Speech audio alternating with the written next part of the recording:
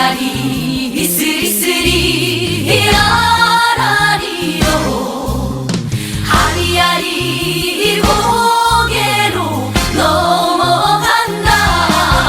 아리랑 부동산의 김윤관입니다. 대전시 아파트 경매 물건을 보도록 하겠습니다. 도안동에 있는 물건이에요. 선순위 임차인이 경매 신청한 사건 물건입니다. 이것도 저번에 이야기 드린 바로 전에 영상 올려드린 물건하고 거의 비슷해요. 싼데 여기는 진정한 임차인이 이제 경매 신청한 사건입니다. 하나씩 보도록 할게요. 사건 번호는요 2023타경 11만 7,078호 사건입니다. 도안동에 있는 물건이고요. 도안 신도시에 있는 물건 엘드 수목토 아파트 물건이에요. 이 84 타입인데 이 아파트는 전 평형이 84 타입으로 알고 있거든요. 84 타입 물건이고 이제 초등학교 쪽에 가까이 붙어 있는 그런 동인 것 같아요. 감정 가격은 5억 200만 원입니다. 한번 유찰됐고 또 변경됐다가 현재 8월 7일 날 최저가 3억 5,140만 원에 시작을 합니다. 입찰 보증금은 10% 3,514만 원 준비하시면 되겠고요. 84 타입입니다. 매각 물건 현황을 보면 22층 중에 11층으로 되고요. 사용 승인은 2010년이에요. 84 타입이고요. 현재 이 단지 정보를 보면 세대수는 1253세대로 되어 있고 사용 승인이 2010년 7월이라고 되어 있습니다. 현재까지 관리비 미납 내역은 없어요. 임차인이 현재 점유 중인데 그 임차인이 경매 신청을 했거든요. 그거에 대해서 보시면 될 것 같고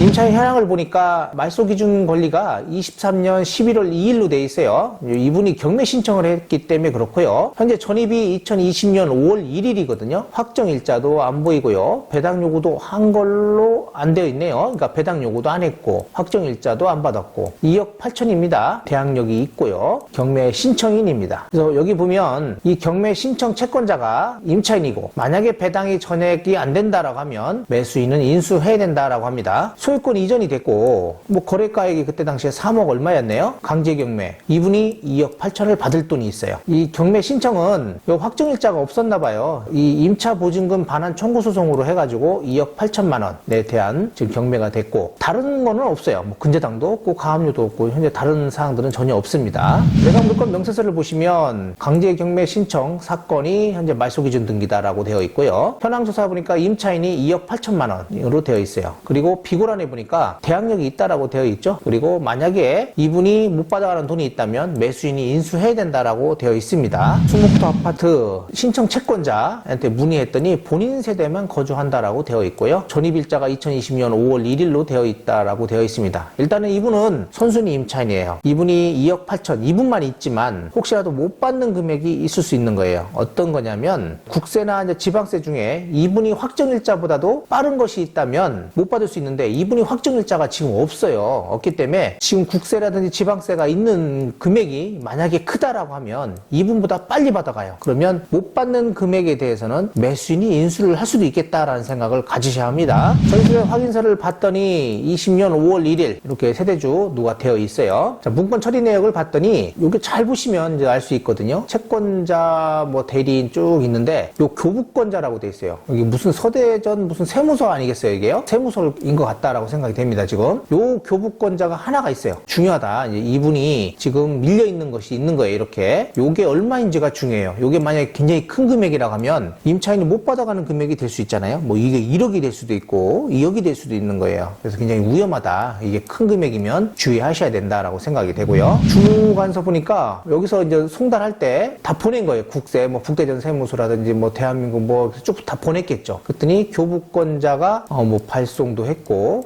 최고소 발송했는데 신고하신 분은 제출하신 분은 이렇게밖에 없어요. 이렇게 지금 서 누구라는 분 이거 하나만 있는 것 같아요. 다른 데는 없는 것 같아요. 보니까 아직 그렇게 밀리지는 않았을 것 같은데 그래도 꼭 한번 살펴보셔야 된다라고 생각이 되고요. 이렇게 3베이 구조입니다. 3베이 구조로 되어 있고 주방, 발코니 이런 식으로 되어 있는 게 보여지고요. 24년 7월에 뭐 4억 9천 정도, 4억 8천 이렇게 거래된 사례들이 있어요. 4억 8천. 그리고 월세는 3천에 120만 원 정도. 전세는 한 2억 8천 정도? 3억 정도? 3억 정도가 되겠네요. 3억. 그리고 매매는 5억 가까이, 한 4억 후반 정도 되는 걸로 보여집니다. 현재 네이버 매물을 봤더니 거의 5억대 나오고 있어요. 5억에 나온 곳도 것도 있고 뭐 5억 3천, 5억 1천 뭐 그러니까 4억 후반에 거래되는 게 맞는 것 같아요. 이제 아실에서 제공된 건데 아실에 제공된 걸 봐도 4억 9천, 4억 8천, 4억 8천, 4억 4천 이렇게 거래되고 있는 것 같고 제가 볼 때는 4억 3천 정도가 적당해 보이기는 하는데 요게 이제 아까 얘기했지만은 임차인이 2억 8천만 원 받을 게 있고 앞에 이제 세무가 현재 지금 나와 있는 거 있죠. 그러니까 국세라든지 지방세, 당해세 같은 그런 세금이 얼마냐가 중요해요. 그게 무조건 먼저 받아갑니다. 이제 이분이 확정일자를 안 받았기 때문에 먼저 받아간다고 생각하셔야 돼. 그래서 그 금액이 얼마인지를 열람하는 게 일단 중요한데 이 방법은요. 되도록이면 현재 이 신청 채권자가 임차인이거든요. 이분이 받을 게 아니라고 하면 현장에 가셔가지고 이분한테 이제 물어보시는 게 중요해요. 이분이 혹시 열람했을 수도 있거든요. 이제 국세라든지 지방세, 미납비 얼마 정도 됐는지 이런 것도 한번 물어보시는 게 일단 중요하다. 아니면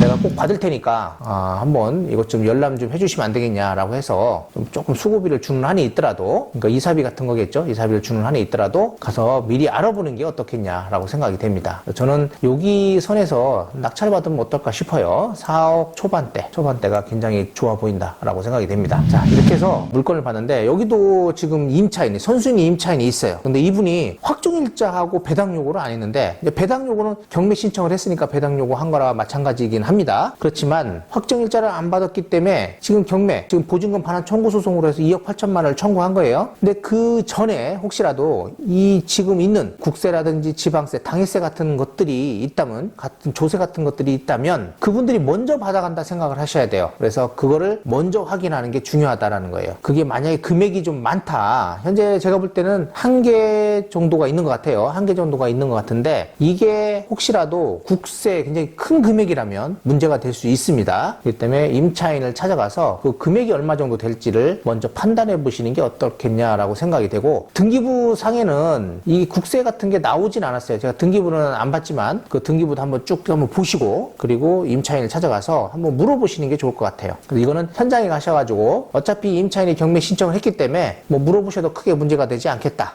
자세히 물어보셔도 됩니다. 아니면 같이 법원에 가서 서류 열람하시는 것도 나쁘지 않겠어요. 현재 이게 낙찰이 되면 저렴하게 낙찰될 수도 있잖아요. 그러니까 소유자하고 만나서 매매로 진행하는 것도 나쁘지 않습니다. 임차 보증금만 반환해주면 되는 거잖아요. 그러니까 반환해주고 본인이 매수하는 것도 나쁘지 않겠다라고 생각이 됩니다.